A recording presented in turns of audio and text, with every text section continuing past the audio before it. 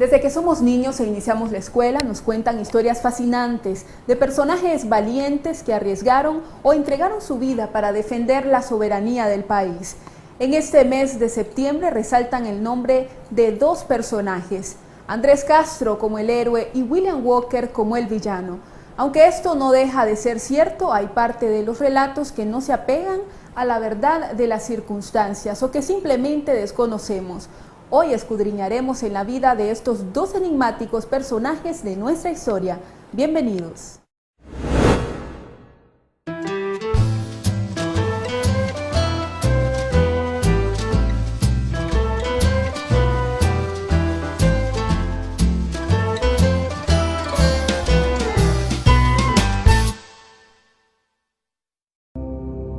William Walker nació en Nashville, Tennessee, Estados Unidos, el 8 de mayo de 1824.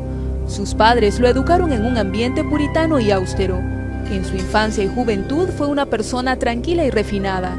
Además, era estudioso y culto. Estudia medicina y derecho. Era un hombre culto. Estudió en Europa. Aprendió en Europa a hablar varios idiomas. Hablaba alemán, hablaba francés, hablaba italiano y hablaba obviamente inglés y español. O sea, era una persona que era un políglota. En sus múltiples carreras profesionales no le va nada bien porque en el fondo aspira a inmiscuirse en la política. Así que emigra a California, donde conoce a una mujer que lo cautiva. Él se enamoró de una muchacha que se llamaba Helen Martin, que era muda, sordomuda, y él aprendió el lenguaje de los sordomudos para hablar con ella. Pero la muchacha murió de una fiebre, de esas enfermedades que habían en el siglo XIX, y él se metió, parece que se frustró mucho. Después de eso decidió finalmente aventurarse como filibustero. Cuerpos militares privados que adoptaron la doctrina del destino manifiesto proclamado en Estados Unidos entre 1840 y 1860, que trataba de expandir su territorio y el esclavismo a toda costa según la concepción del sur, mientras en el norte se abogaba por un método de justicia y libertad que creara la mano de obra. Su primer intento de conquista fue en México. Pocos meses después de llegar a San Francisco, él hace su primer intento y adueñarse del territorio latinoamericano. Invade a México, que había quedado muy debilitado después de la guerra con los Estados Unidos, y él decide crear una república independiente en lo que ahora se conoce como el estado de Sonora. Esa fue su primera aventura como filibustero. Fracasó en eso.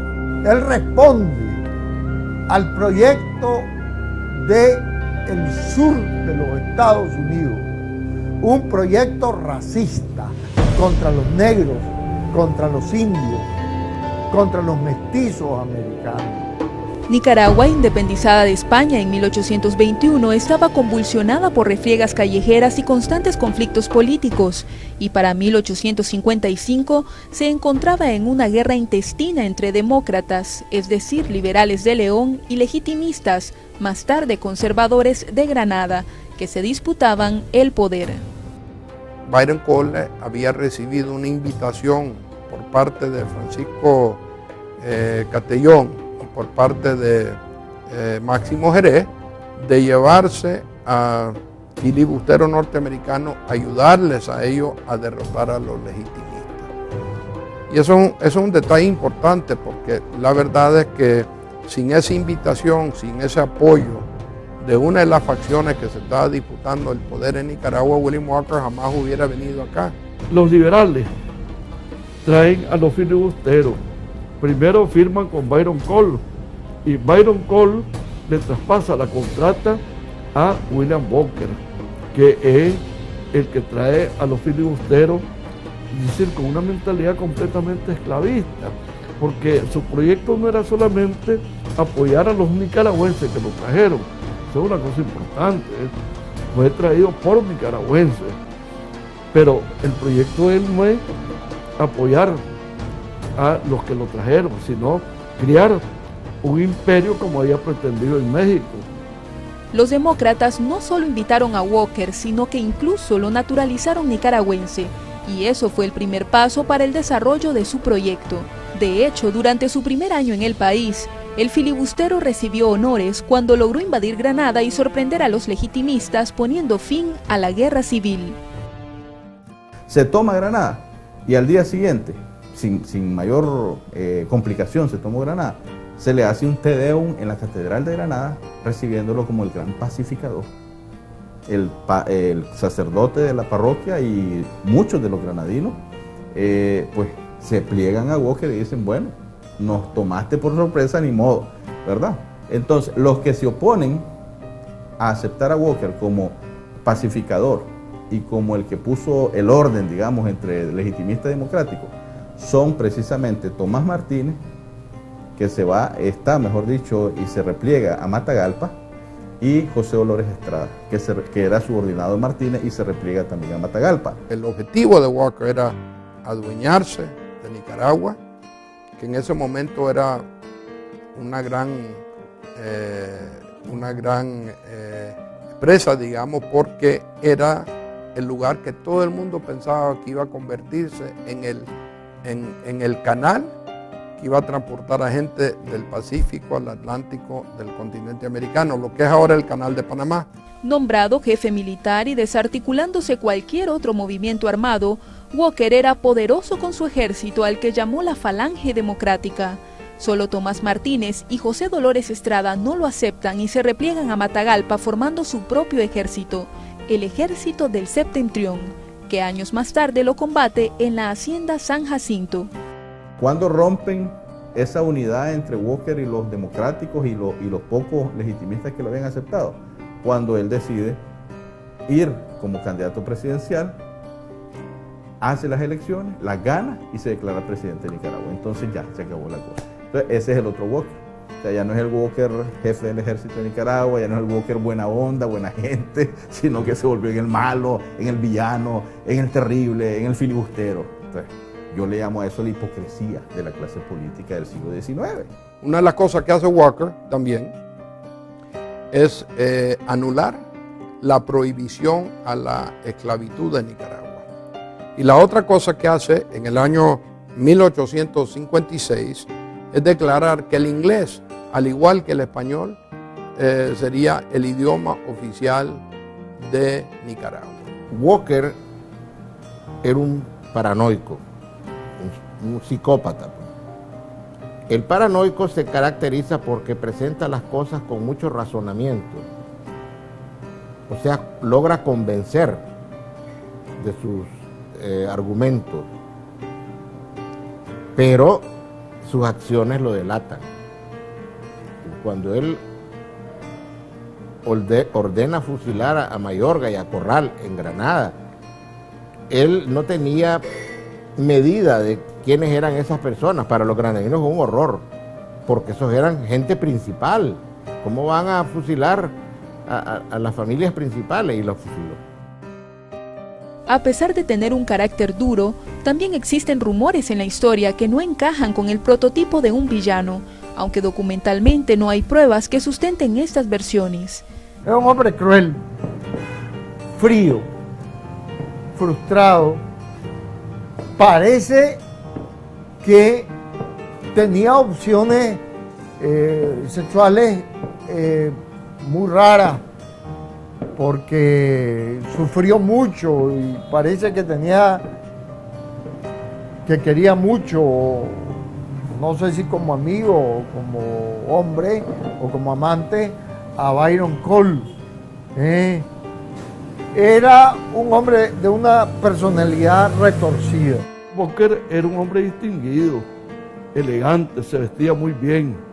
Entonces, tenía sus modos educados para aquella época. Recordemos que es un hombre con una gran cultura, con una gran educación. Y entonces, si nosotros comenzamos a presumir que por eso va a ser afeminado, pudiera ser que sea afeminado, pero hay personas que son afeminadas, pero son homosexuales. Como decimos nosotros, tienen modo. Se erigió presidente en julio de 1856. Y meses más tarde, el 12 de septiembre de ese mismo año, líderes legitimistas y demócratas fueron presionados por los países centroamericanos para unirse contra él, en lo que se conoció como el Pacto Providencial. 2 días después se dio la primera batalla de la Guerra Nacional en la Hacienda San Jacinto, donde los filibusteros fueron embestidos por las fuerzas patrióticas, aunque hay otros combates de mayor importancia estratégica, pero menos conocidos. Pierden la San Jacinto, pierden Tipitapa, después las tropas van al combate, al gran combate de Masaya, que nadie lo celebra, que nadie lo recuerda, que en Masaya solo hay una pequeña placa frente al Parque Central, el costado sur sería, en la esquina de la casa del costado sur de Masaya, hay una plaquita que dice que aquí se combatió contra los filibusteros en octubre de 1856, nada más. No hay un monumento, y la batalla de Masaya fue decisiva. Los masayas combatieron desde el Parque Central. Vos sabés que aquí está el Parque Central, hay una gran calle recta que va hacia el Parque Pedro Joaquín Chamorro, que es donde comienza Monimbó. Toda esa cuadra, los filibusteros y los patriotas combatieron casa por casa, y hubo cantidad de muertos. Y William Walker menciona esa batalla con mucha amargura, la menciona, porque esa fue la derrota de Walker. Masaya, y nadie se acuerda en Masaya de esa actividad. O sea, nadie se acuerda de esa gran época. Walker huyó del país el 1 de mayo de 1857. Muchos creen que esa fecha debe ser también un festejo patrio. Intentó regresar en 2 ocasiones, pero en su último viaje es capturado en Honduras por una fragata inglesa. Para ese momento, Estados Unidos ya había prohibido oficialmente las acciones de los filibusteros, así que tras ser entregado a las autoridades hondureñas, es fusilado el 12 de septiembre de 1860. Para ser presidente de Nicaragua, él tuvo que, conforme a la constitución política, tenía que ser católico. Entonces él había asumido el catolicismo como su religión. Y él pide confesarse con un cura en Trujillo. Y el sacerdote pues que le da la absolución a él resulta ser un cura oriundo de León de Nicaragua. O sea que él se confiesa con un cura que de casualidad era de León de Nicaragua. Y él dice hasta la muerte que él era presidente de Nicaragua.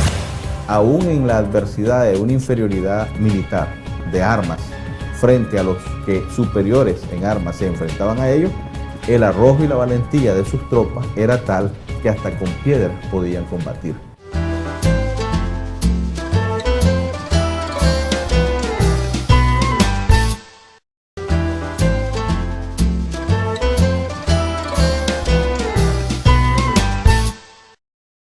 Andrés Castro es un símbolo de patriotismo. Su gesta heroica radica en haber asesinado de una pedrada a un filibustero a falta de municiones para dispararle. Pero los historiadores y estudiosos del tema cuentan que esa acción era muy común entre los soldados de aquella época. Entonces, ¿qué es lo que hizo Andrés Castro para sobresalir entre los demás? Encontramos algunas respuestas. Andrés Castro Estrada nació en Managua en 1831. Su vida era común para un joven campesino de su época. Era un jornalero. Campesino es mucho para decir, era jornalero, digamos, tenía su actividad agrícola, de agricultor muy pequeño. No era un gran agricultor, no era un hombre de trabajo, era un jornalero. Trabajaba pues a sueldo o por pago, por obra. En su juventud se enlistó en movimientos militares apoyando a los legitimistas o conservadores de Fruto Chamorro, aunque su buen desempeño era opacado por sus orígenes. ¿Qué significa ser de Managua en el siglo XIX? Ser de Managua significa que no era de Granada, porque todos los que tenían rango pasaban de ser niños bien a ser capitanes, porque eran de familias principales granadinas. Y si estaban muchos de ellos en San Jacinto es porque no sabían lo que iba a pasar. Más bien estaban ahí como un resguardo. Luego que William Walker se proclamó presidente de Nicaragua y los países centroamericanos se unieron para combatirlo, se declaró la guerra nacional. La primera batalla de ese conflicto fue el 14 de septiembre de 1856 en la hacienda San Jacinto.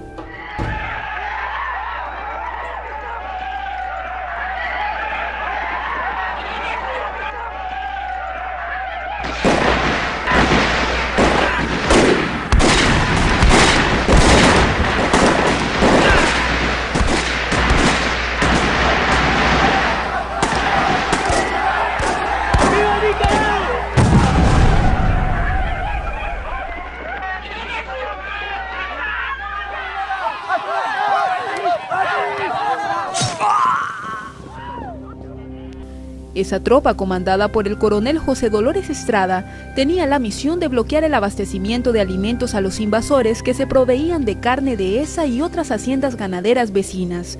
Ahí destacó la participación de Andrés Castro, de acuerdo al informe oficial. El valiente soldado Andrés Castro, cuando le faltaron tiros para dispararlos con su rifle de piedra de chispa, con una de las piedras del corral, le quitó la vida a uno de los americanos, asaltantes del corral de madera de la hacienda San Jacinto, levantando el ánimo de los patriotas nicaragüenses, testigos de tan importante hazaña.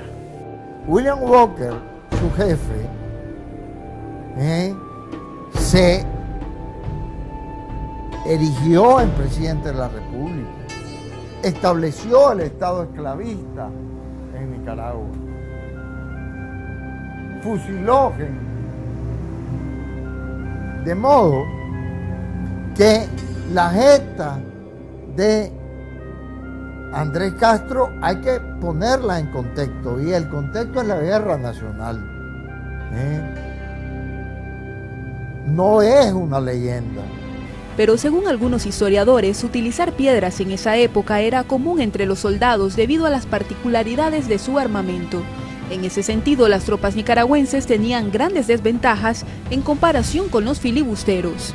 Eran fusiles de chispa.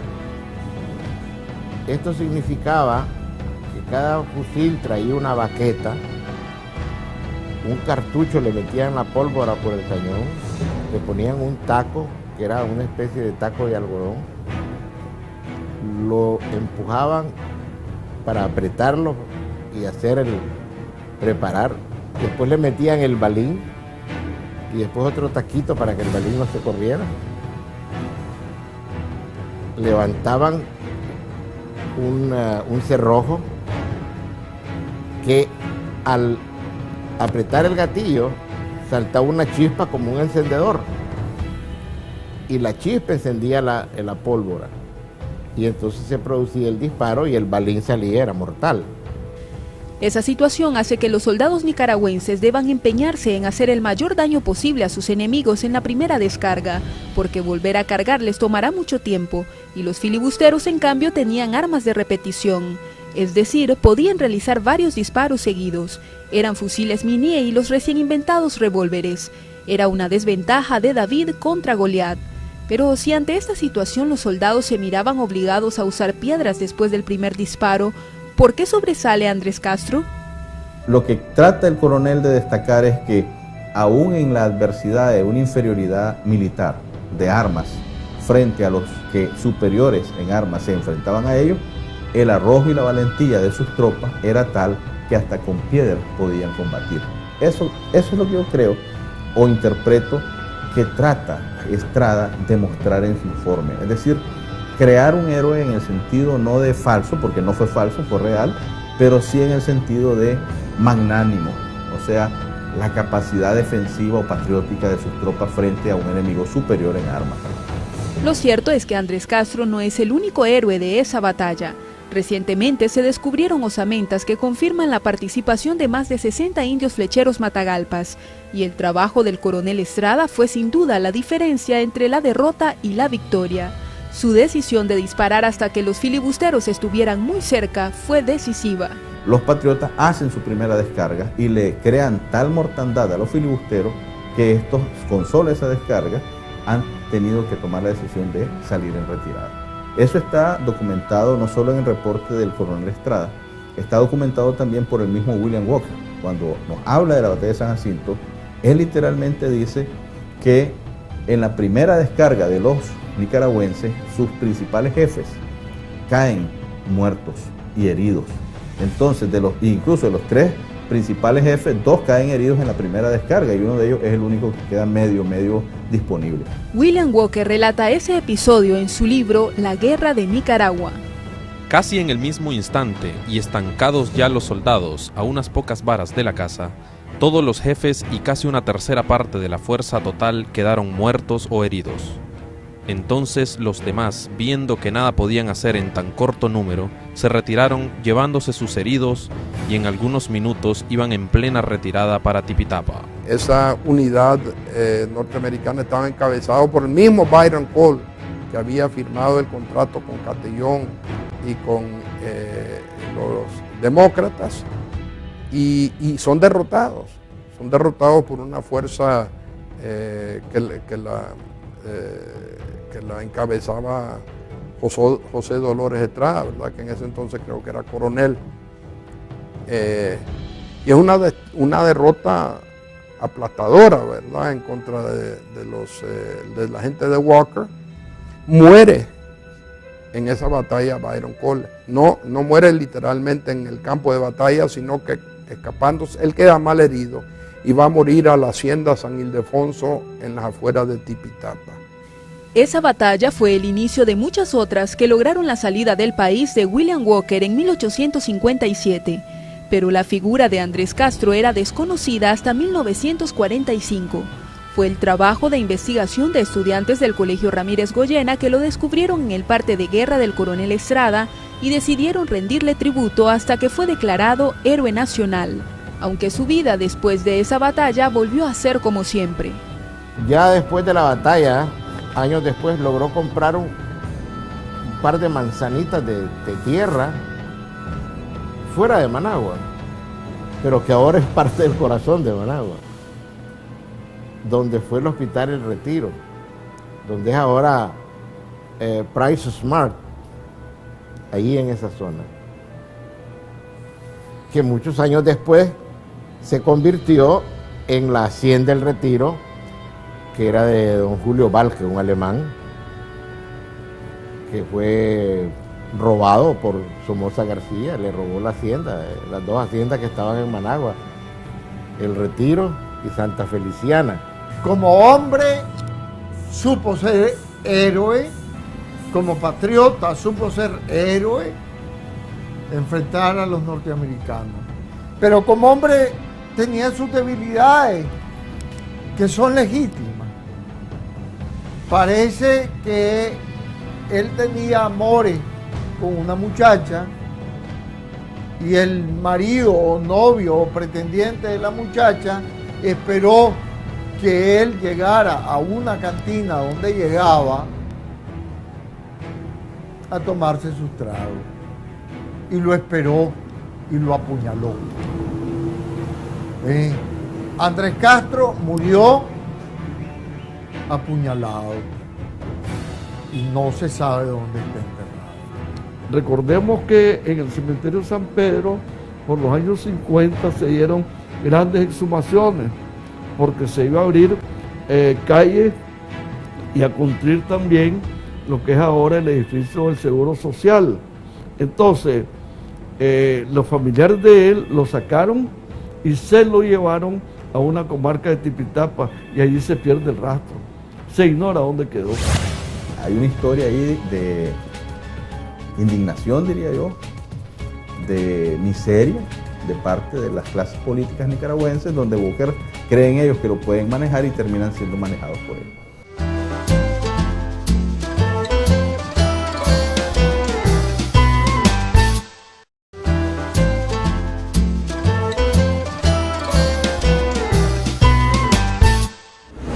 Más allá de los detalles de los hechos históricos, sobresalen quizás los grandes rasgos, esos que ilógicamente no vemos, conflictos de poder entre fuerzas políticas que anteponen sus propios intereses al de la patria misma.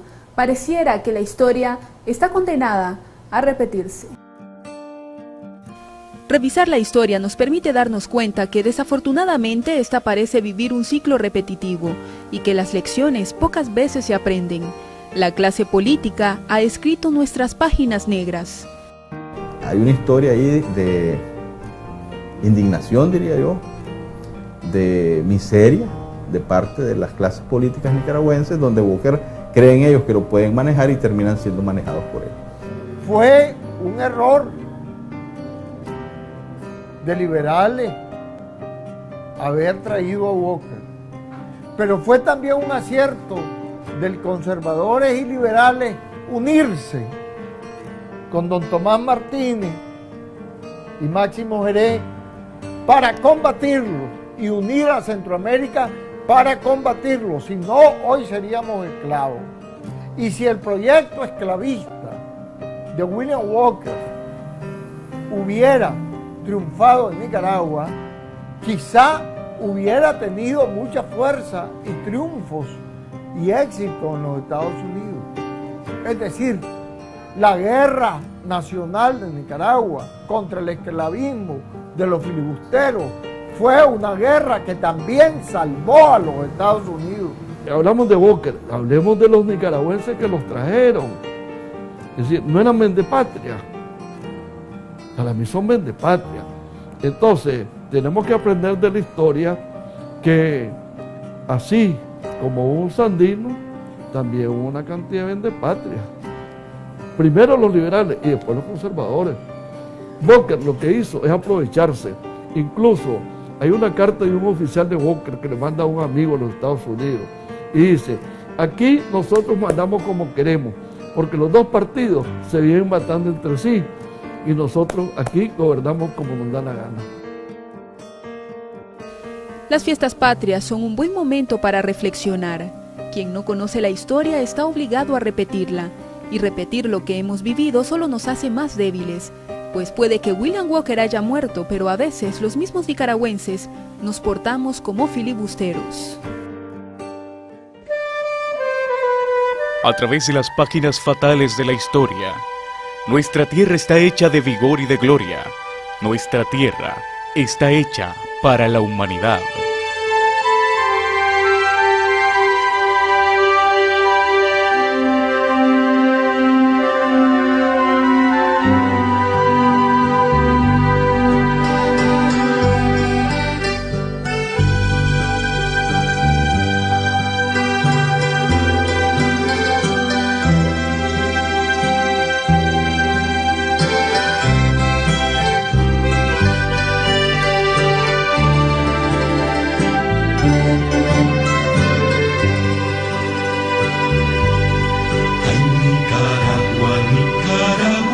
Amar a la patria no es solamente exhibir una bandera en nuestras casas en ese mes de septiembre. Amar a la patria tiene que ver con nuestras acciones, con la capacidad de despojarnos de nuestros propios intereses cuando se trata de garantizar la libertad por la cual ofrendaron su vida tantas personas y, ante todo, conocer nuestra historia para no seguir escribiendo las mismas líneas. Soy Jennifer Ortiz, gracias por habernos acompañado. Los esperamos el próximo domingo acá en Voz TV, el canal del orgullo nicaragüense.